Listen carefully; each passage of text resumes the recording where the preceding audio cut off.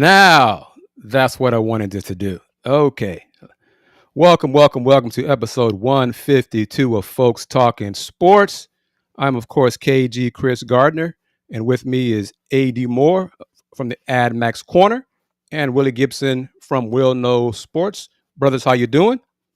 Good. Good afternoon, man. How's it going? Big It's Will, going. what's up, man?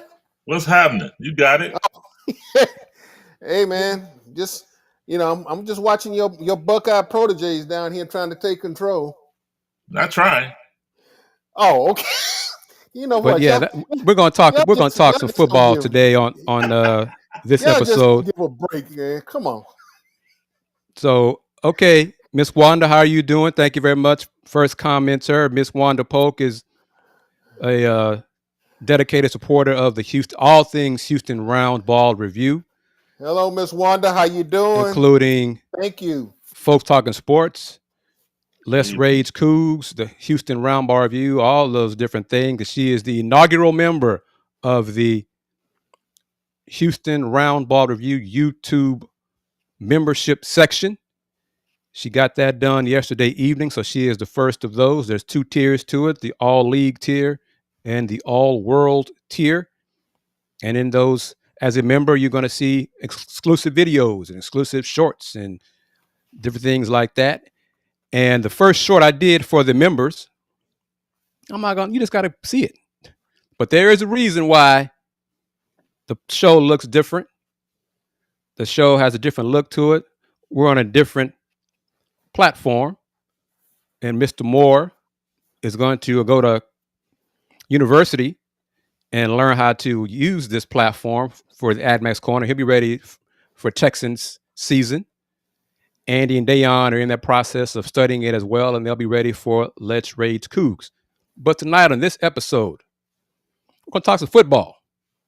And hopefully my sis, Kim Davis, will be able to join us. She's up there with the Texans. AD, where are the Texans now? They are in White Springs, West Virginia at Greenbrier. Greenbrier. Yeah. Okay. So if her flight got delayed, and I'm not sure, so she's going to try to join us this evening. If not, she'll do it another time. No worries at all. But Mr. Moore and Mr. Gibson, you both are credentialed members covering NFL franchises. Training camp is underway.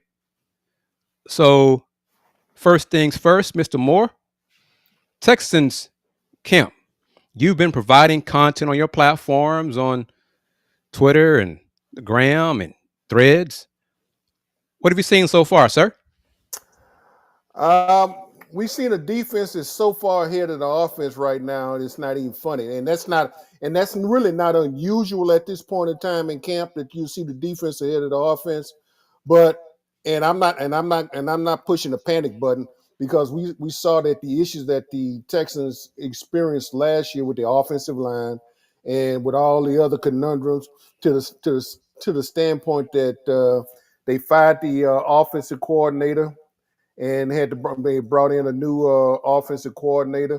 You have shaken up the whole offensive line, and also you got rid of a all-pro left tackle in Laremy Tunsil. You shouldn't send him packing to the Washington Commanders. And so now you basically looking at what 5, 8, 9 potential guys who could be members of the starting offensive line. You know, it's kind of ironic. I'm looking at my notes, and on a day-by-day basis, I'm just tracking the offensive line by numbers, and the starting offensive line. Last couple of days, the starting offensive line has stayed the same. That consistency is there, and it has a rookie in at starting right tackle, Ariante Ursay, the draft pick out of University of Minnesota Gopher. And to me, and the thing about it, we spoke with Ariante a couple of days ago. In fact, it's already posted out there on social media.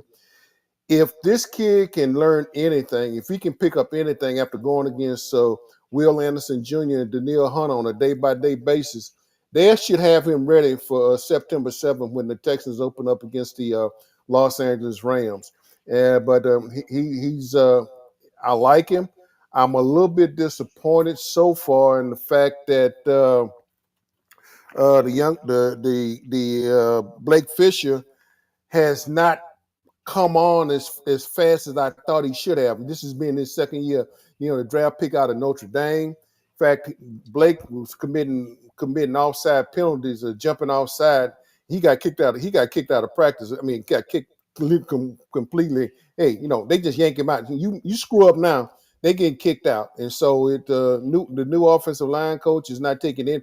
He's not taking any prisoners.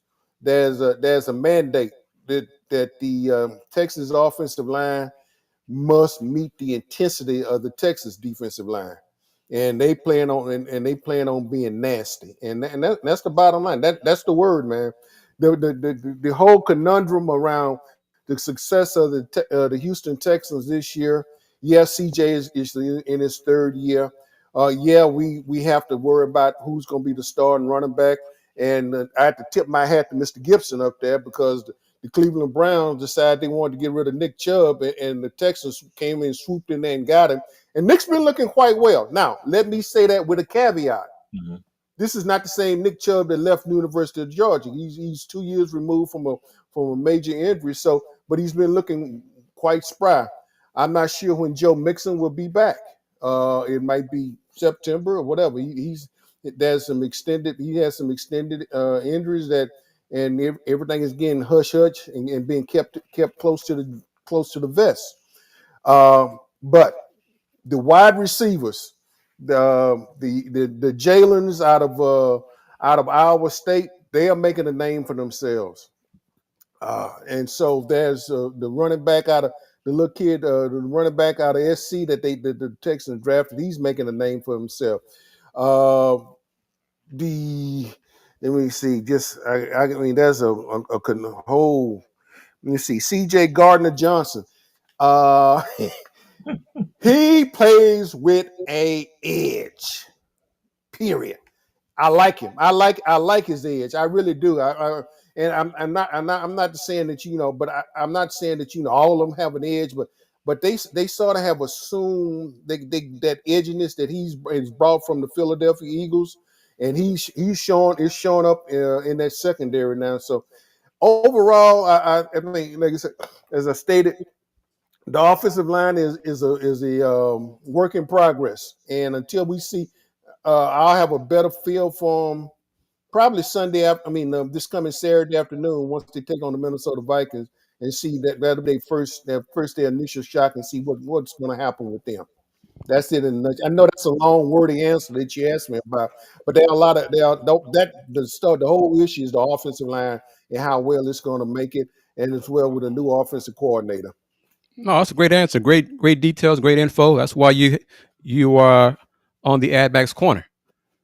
Brother Gibson. Yes, sir.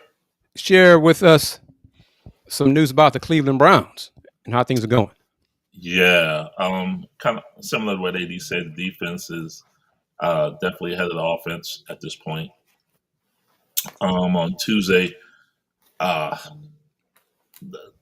injuries are part of the game, but in training camp, you had starting cornerback MJ Emerson tear his Achilles, non-contact, of course, out for the season, and he was really looking to rebound from a substandard third year.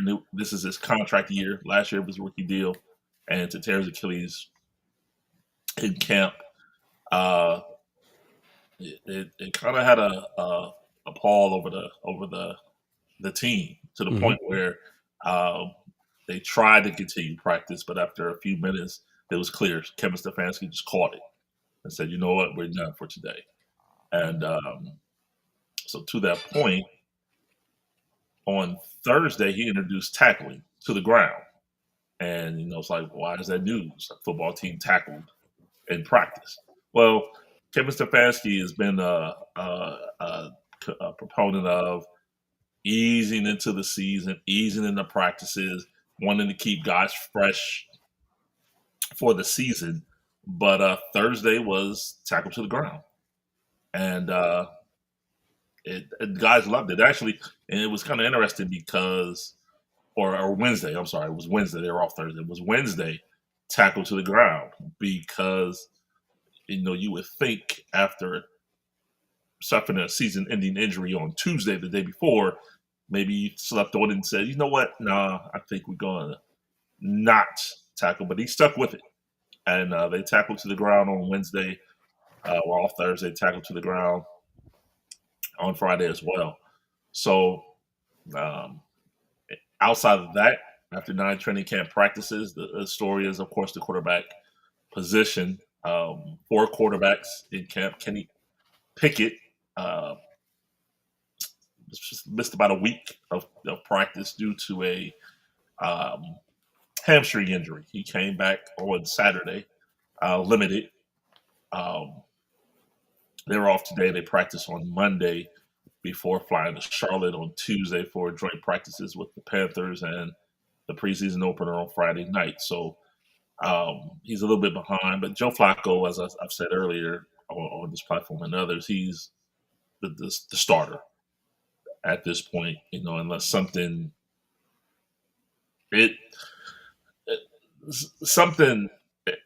I can't describe what would happen to make Joe Flacco not the starter at this point. Other than an injury. Well, of course. Yeah. Of course. So barring that, he's going to start. He's going to start. And is that the worst kept secret in Cleveland now? Yeah. And then you have the quarterback stat tracker after 9 practices, and it's kind of it's called on. He's being called 70% Shador. And he's called 70% Shador because he's literally completing 70% of his passes. 49 of 70 through 9 training camp practices. 6 touchdowns, no interceptions. The other rookie, 3rd-round pick, Dylan Gabriel, 62 of 113, 55%, 4 touchdowns, 2 interceptions. Friday, he had a terrible day. 3 for 14. 2 picks. 2 other picks were dropped. But Shador, little old 5th-round pick Shador. What do you know? I'll leave that there. And Shador is working with the ones, isn't he? He did. Starting Wednesday, he started with the ones. That was the other story in camp. He had started with the 4s. He had started with the 3s. And, people tried to, besmirch his performance a little bit. Say, oh, he's not against the ones. Well, he got his shot against the ones and threw 2 touchdowns on Wednesday. So we'll see. And, of course, for those who are wondering, when we say one, we're talking about the starters. Okay. So, yes. Little old 5th-round pick Shador Sanders, I guess he's doing okay. So. And he did, we'll follow up on this. They did hold him out yesterday, Saturday, from practice as to what was described as shoulder soreness. Now, that can mean a lot of things. So, I'm not trying to read into anything or no, Jamon, can we bring that up? Sure. I'll address that. No, now if you were bringing on the rookies, that's tanking. But these guys are rookies. They're 3rd-round picks, 5th-round picks. It's ready there. They're not ready to start September 7th. They're not.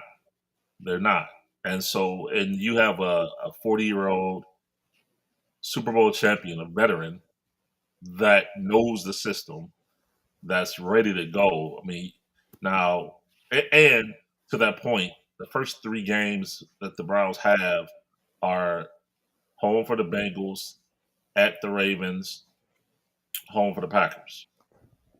It's not a defense that you want a rookie quarterback starting against. Right. So, then you go to Detroit, and then you play the Vikings in London.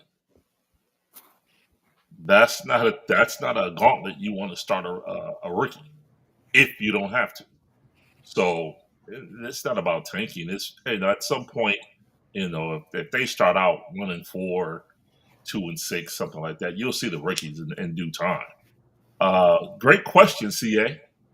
And real quick, joining us as I figure this out here is my sis Kim Davis.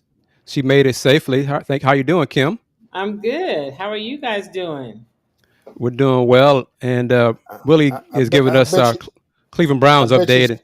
Go ahead. I bet you it's a lot cooler up there, KD, than it is down here. It is. It is. Once we finally got here, some going through Charlotte and a little delayed action, but yeah, it is a lot cooler, and it's my first time in West Virginia. That's all I can say. All right. Well, Will, go ahead. Answer CA's question. Where is DeShaun Watson right now? He's in the building. He's on the physically unable to perform list, rehabbing that Achilles after the second repair that he had. So he's around. He's in the building. What's his contract status? 2 years, $92 million guaranteed after. This is year 3. So 2 more years and $92 million guaranteed. But Willie, I have a question for you. Isn't there something in his contract where, as it relates to health or injury, they could find a way out of it? Is that a possibility? There is something, and there is an insurance clause that if he is not ready to play by a certain date, I believe 44 of the $46 million that he's due this season can be recouped. And very astute that you asked me that. That is, yes. To answer your question, yes. that's why she's part of the family, Will. We ask astute questions here as credentialed members of the media. Absolutely. I'm not surprised, but yes. Oh, yeah, I know you're not. Yeah. Yeah. You know, Kim, you're with the Texans. Your thoughts on first week 1 of training camp and what you think you might see this week where you are right now in West Virginia? Well, we are actually heading into week 3 of camp. Week 3. Yeah, finished. They've had 9 practices, AD? They had 9 practices. Yeah, 9. And which means they have 11 practices left in 3 preseason games. You know, they're still installing the offense. And that's a process that's going to take some time. So, you've seen some moments where the offenses look pretty good. The other day, CJ Gardner Johnson said, when asked about the receivers, he said it's like NASCAR. Because I don't think I've seen a group of receivers with more speed than this Texans offense. And so, it is a matter of the install, and people are a little impatient. AD, and he may have thoughts about it too. I expect this week that they're going to start to solidify, perhaps, especially after they go through that first preseason game against the Vikings next Saturday. Maybe have a better sense about the offensive line. I think we have a sense now from what we've seen, who's running with the 1s and who's running with the 2s. And so those are things that I think everyone's looking for. And by the way, this defense is really, really good. It got better. It's good. I think if they're healthy, they may have the best secondary. We know the defensive line is all the things, but it's tough to make a whole lot out of camp early. Mm-hmm. And Willie, AD, from covering training camps over the years, I remember covering 2-a-days. I remember covering a whole lot more action than we see now, and it's just cut way back. And so a lot of it is done, obviously in meetings and learning the plays and doing all the other things. So we don't see as much as we used to, but some things I am probably in a minority, but I am very curious. I don't know if the word is concerned about the running back position because of Joe Mixon not being available yet and Dameon Pierce not being available. And so you're really looking at Willie, a guy really well, is Nick Chubb being the guy asked to come in, and after not really playing the last couple of years, after some pretty significant injuries, although he keeps reminding us he's 2 years removed from that last injury. That's a lot. And so there's some questions, but that's why you go to camp and you roll the ball out there. Thoughts on this from Jamon? Hopefully this is the year Stefanski gets fired. It was a joke that PFF ranked him as a top 10 coach and didn't mention D'Amico. Anybody? I really don't think D'Amico really gives a damn one way or the other. Be candid with you. D'Amico's not going to be worried about that, man. D'Amico's going to be worried about coaching his team. D'Amico's worried about. I agree. You're right. I absolutely agree. But I think he should be mentioned. I mean, I thought he should have won the Coach of the Year that year. Stefanski won it. And it's just interesting how, from the rest of us, I don't think Miko cares at all. But still, it's like, for a respect factor, what are they doing? I agree, Jamon. Well, Tony, Mr. Firing part, I'm trying to get him fired. Well, Mr. Gibson, when because I brought that the year that when we thought both of them was in contention for that year. I mean, Willy stated his case. I mean, I thought you probably should have been arguing in front of the Supreme Court the way, because you were very concise and you did, and he won it. And so because I really, and I stated pretty much unequivocally, I remember because he was on the show with us, and I stated, well, D'Amico Ryan just won the Coach of the Year, and much to my chagrin, Mr. Gibson there came back and uttered his response, and you know what? He proved himself to be correct. Stefanski won it. Okay. Willie, what do you think? What do you think? Will he be fired this year? I will say this: for 3 years, he wasn't in control. Okay. And coincidentally, they've been the last 3 years. Coincidentally, there was a signing. Trying to be real evasive right now. But I think based on the fact that he wasn't in control totally of his team, although he was given the public perception that he was, I think there's been a little grace extended. And I don't know that he'll necessarily be fired at this point. Matter of fact, I'll stop there. Oh, all right. Tony, thank you very much. Salute to you. Folks talking sports, appreciate that. See, I got a little avatar showing up now. See, new tools, new toys, figuring all this kind of stuff out on this new platform. And we would no longer mention that previous platform and how they treated me so shabbily. But okay, around the NFL, anything I want to, since I'm not credentialed for pro football, Mr. Moore has that on lock for the Roundball Review Media Group. Should I, as a Commanders fan, be concerned about what's going on with Terry McLaurin, wide receiver? I mean, here's what I would say, maybe. But the other thing I would say is I wouldn't tell you to be concerned. I would just tell you to be to temper your optimism, because year 2 for young quarterbacks is always different. Now the league has a book on you. And I still think Jaden Daniels is amazing and has an incredible future. And I'm not saying that he's going to, fall off the wagon, but it makes a difference when they've got a whole season on you and the adjustments that have to be made. And so we're going to see what that looks like. So I'm just saying, for you Commanders fans, and I know this wouldn't be you, Kris, don't jump off the bandwagon if things don't look as exhilarating as it did in year 1. Willie, AD, will they come to an agreement, or will he be traded? I think give him another week. Yeah. Let's get this preseason game under his belt, whether he's there or not.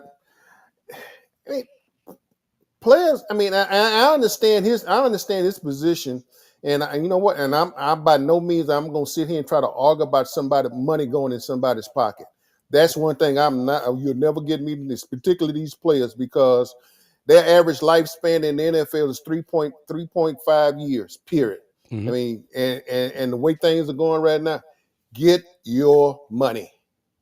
Go get your money, because and case in point, let's go up north here for us, about 240 miles north of us, and look at that tumultuous situation. Jerry just want to milk it. He gonna wait till right before the season starts and pay that man his money. Yep. Yeah, he's going to pay him. But I think the difference with Jerry has a lot more money to play with. So Jerry, as far as Jerry's concerned, what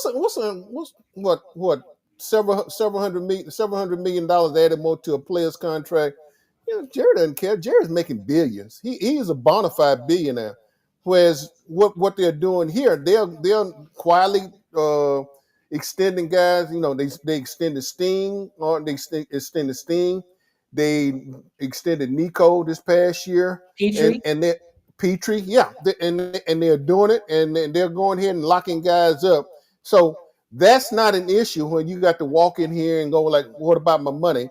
And so you sit here and look at it. You look at what's happening up there and talking about, "Well, I want out." Well, okay, all that's fine and dandy, and everything was, all hell about to break loose in Oxnard, California, which is not. But Jerry's just gonna be Jerry. Okay, fine, done. He loves being the center of attention. He loves people talking about him. He loves stealing the headline. This is how he operates. Yep. It would be nice if he could have the headlines that could have Super Bowl titles written to them, and they're not 20-some years old. Well, that's not going to happen. So I'm not even worried about that. There's two other teams better than them in the division already. So we already know that. Notice I said two Giant fans. But anyhow, hopefully Tunsil doesn't commit too many false start penalties. Well, that's what he does. I mean, don't get Kim started on that one, please. let's. Kim, what are your thoughts? Share your thoughts, please. Listen, I like Laremy, but it was time for a change of scenery. You know what I mean? You don't get to be, they want to call. Listen, first of all, he's incredibly gifted. There's no question about his level of talent. I don't really know how much he wants it. Yeah. I'm not saying he doesn't. I don't know. But I was bothered when I saw you, doing the Matador stuff and looking around and watching your quarterback get up over and over again, and the penalties and it. And then, you had veteran days and you don't want to work, but you want to be the highest paid at your position. All of those things, none of it really fit. And I couldn't even really blame him because they set it up that way and they rewarded him for that behavior back from year one. David Culley was there and he quit on them. And so what was going to be different? So maybe there's no question he's talented. Maybe he will be the Laremy. He has the ability to be up with the Commanders. That's what I say. I mean, good luck to him, but it was time for a change. Well, when the trade happened, I don't watch a lot of Texans games and hardly watch Commanders games. But being down here in H-Town, he was the flag man. So when the trade happened, I was like, is this a good thing for the Commanders? Is it really? What are they doing here? Do they watch the same film that folks down here in Houston see about him? But time will tell. I can coach him up. I can get him to do something different. He comes here, and it's going to be different. So maybe it will be. We'll see. I mean, the Texans got some players that people will go, well, why did they get those guys? Change of scenery. We'll see what happens. Here's another little caveat. Will this change of scenery be good really for Larry? Because he's going up some different defensive ends out of that East. Sure. Yeah. I mean, and let's face it, those guys that coming out of that East that he's going to have to face Philadelphia, Washington, and Giants, you name them. That's a different breed of defensive ends than he's normally accustomed to facing here in the AFC South. Now, Kim, you're right. I mean, he's talented as all outdoors, but there's a nastiness that I don't think he has shown, and I would love to see it. What I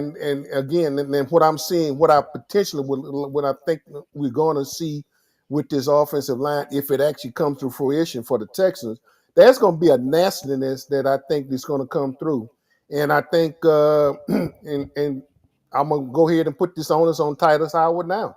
And I sort of mentioned that to them in passing, just talking. I say, hey, you the man in the room now.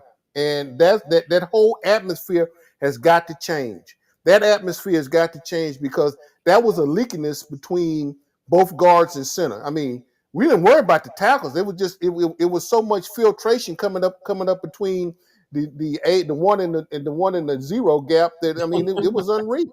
Yeah. Well, I'm going to say this is for everybody, and we'll get to Bobby's question. Bobby, how are you doing? Thank you for joining us on episode 152 of Folks Talking Sports. It's me, Kris Gardner. I'm really producing the show, listening to my colleagues talk football. Kim Davis from Chalk Talk and A.D. Moore from the AdMax Korner and Willy Gibson from Will Knows Sports. The NFC East, and this is my old head brain talking, is a more physical division than the AFC South.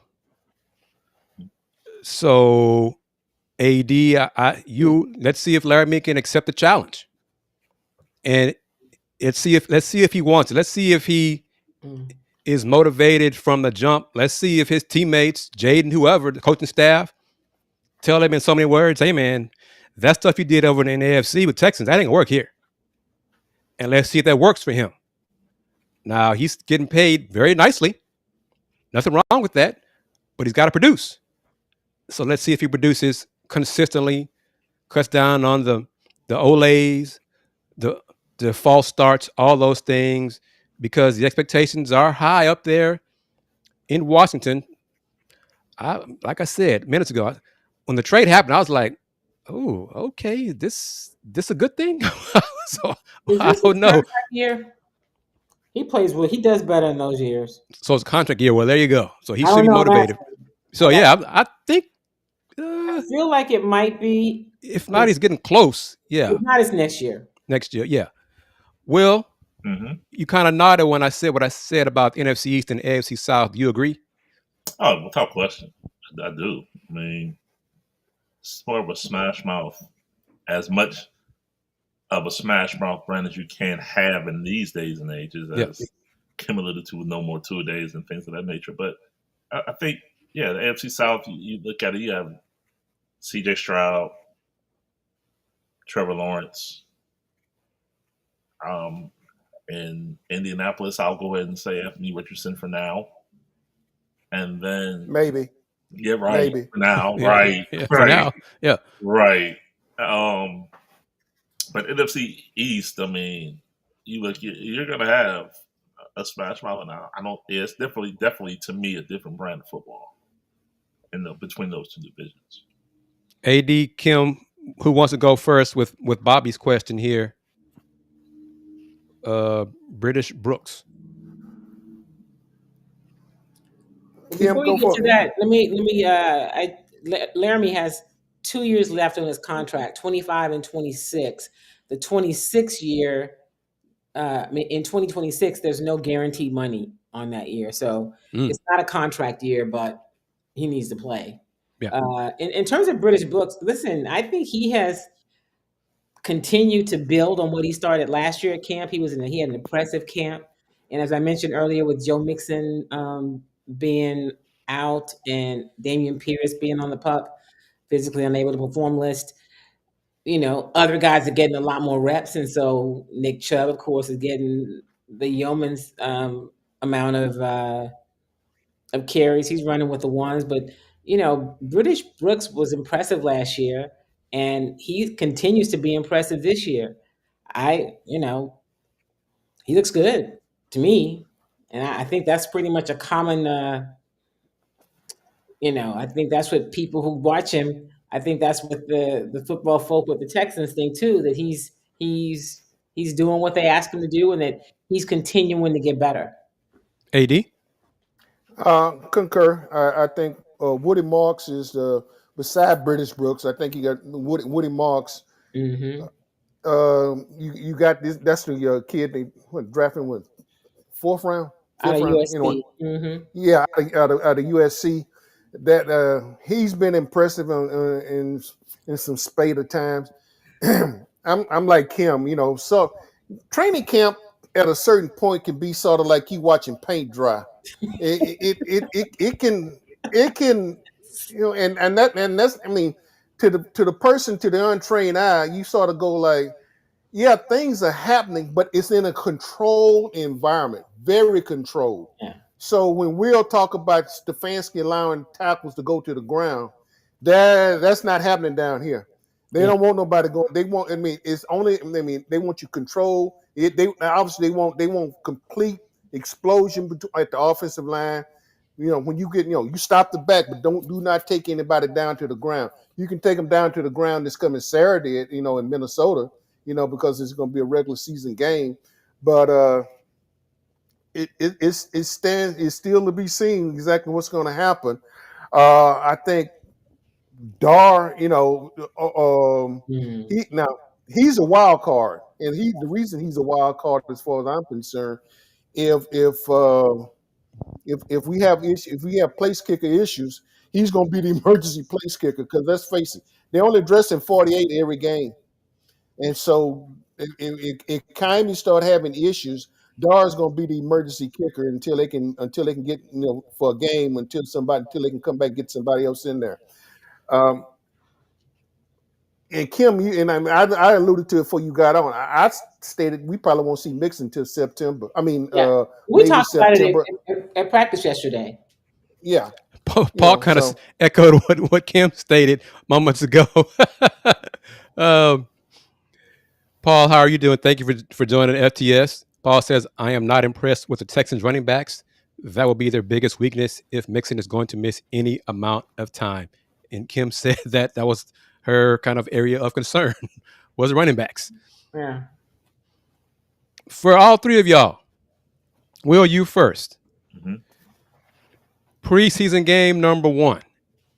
Have the Browns stated yet how many plays the ones will get in this first game? No, which is kind of they haven't, and Stefanski doesn't.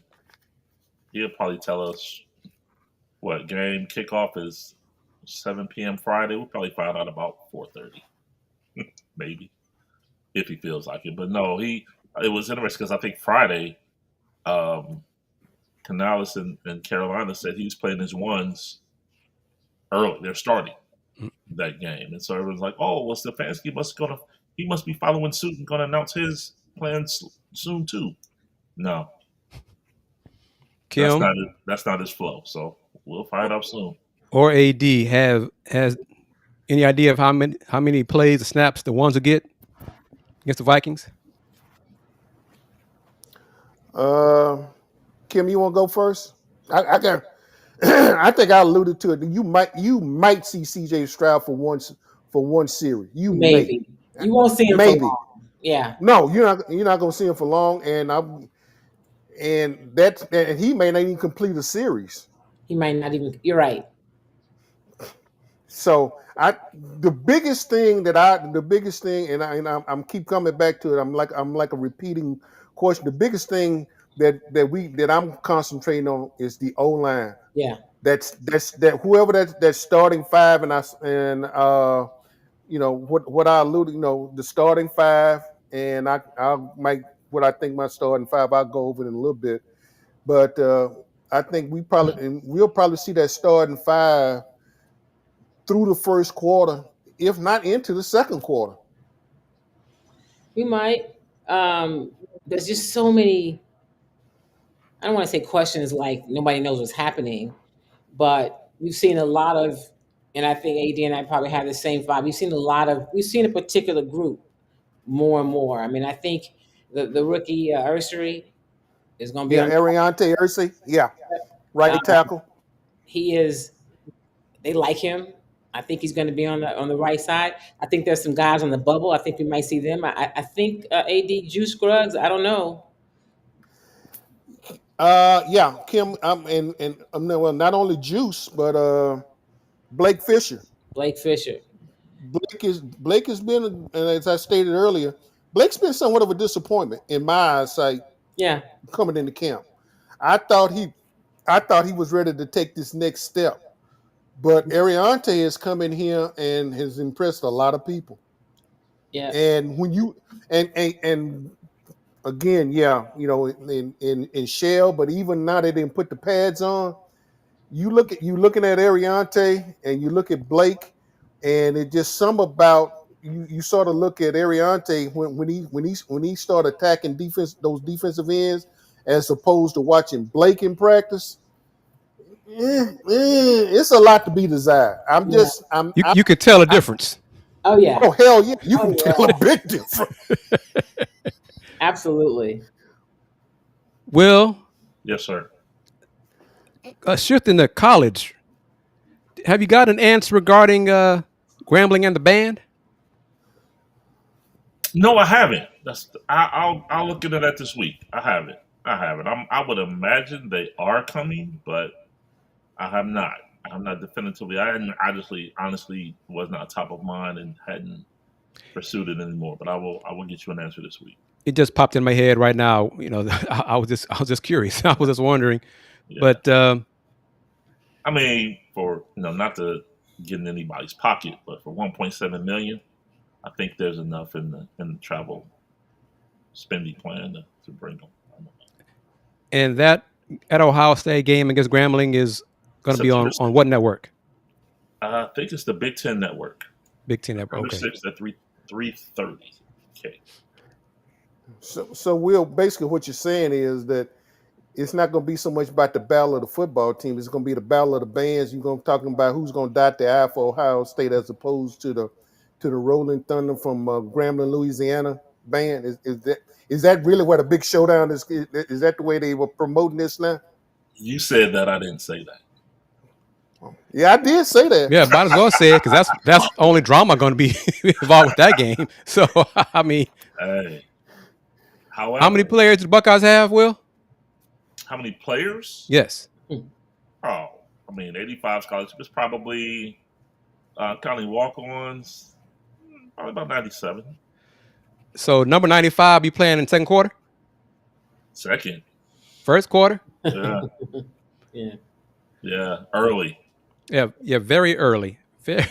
How many quarterbacks do the Buckeyes have? 4, 5.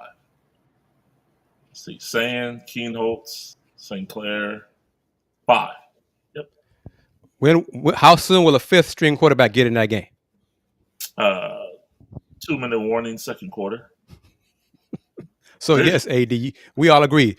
The bands, that's the only drama in that game between the Buckeyes and the G-Man from Grambling State. That would be a highlight. That is it. But I think, hey, you know what, Kim, that might have been an understatement of this program so far. That is the highlight. It is the highlight. And that's not a knock against the G-Men from a football. I think that end was because you're talking about two different cultures getting ready to clash at halftime. Yeah. Very much.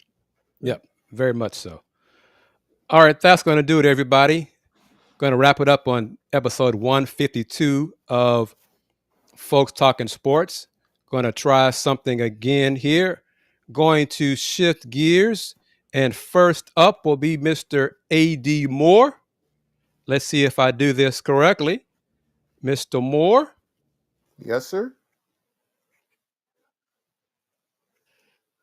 Oh, I get the single profile screen. Yep. As always, I'm appreciative of the opportunity to be here with the esteemed colleagues. You can follow me on AdMax Korner, Twitter, AD_Moore64, AdMax Korner, Instagram, and on X is that. But, my IG folds into the threads as well, and it also folds into my Facebook. So I'm appreciative. Thank you for the opportunity. And don't forget, this week will be somewhat limited for me because Kim will have all the highlights because she'll be right there on site with the Texans. I'm staying back at home and taking care of some other things, and so I'm appreciative and thank you for the opportunity. All right. Well, first of all, like AD said, thanks for having me. I always appreciate being on with you guys. Anytime anybody shares their platform, I'm grateful for that. So thank you. You can follow me on Instagram at Kim Y Davis Media. You can follow me on Twitter at Kim Y Davis. And if you ever want to reach me, you can email me, Kim at Kim Y Davis, or as some say, Kim at KimmyDavis.com. I am this week on the road with the Texans in West Virginia, so I'll be doing lots of content from here. And I want to just remind you guys that I have my book out, Sports My Love Language Is Complicated. I'm going to be having some upcoming book events. I'm also going to be doing a couple of live Chalk Talk shows. And so make sure that you're following so that you can register. It won't cost anything to come. You may have to get a book, but you don't have to come. You don't have to pay to come to the shows or to the event. But I'm starting a series of live events that are going to be happening this fall, and I would love for some of you to join me. So as always, it's great to be on with AD, Kris, and Willy, and I'll see y'all soon.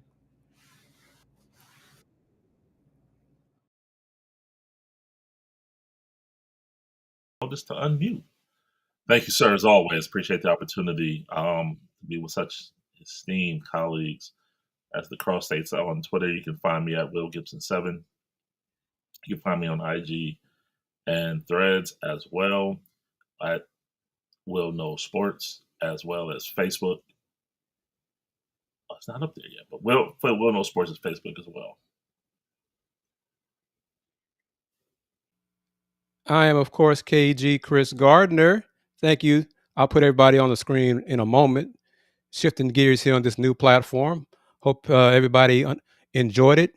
I want to acknowledge Willy and Kim and AD. Thank them for participating and their insight, as always. Reminder, sign up, join the newly launched Houston Roundball Review YouTube membership section. 2 tiers to it. Price for the all league tier is $2.99 per month. The all world tier is $4.99 per month, and there are perks involved on both. The all world tier, you can get perks as a special members only live stream show, and during that show, I will announce the perks available to the members in partnership with sponsors of the Houston Roundball Review, such as Star Pizza. So keep that in mind. All right, everybody. And if you want to advertise, of course, email me, advertise@thehrr.com. Back at it with my colleagues. Thank you to AD Moore. Thank you to Willy Gibson. Thank you to Kim Davis. And of course, if you want to follow, please do follow on IG and Threads, Folks Talkin Sports. Spread the word about this show. Talk football here on this show. The Houston Roundball Review Media Group. AD Moore, credential to cover the Texans, credential to go to the big game at the end of the season. We got it like that here with the Houston Roundball Review Media Group. Thank you, as always, to Jamon, Bobby, Paul, CA37, and, of course, Queen Wanda Polk for her support, as always. And we're going to wrap it up here with the last comments. Again, thank Bobby. Thank you for the kind words. And Jamon. Jamon right here. Looking forward to y'all's coverage this year. Keep up the good work.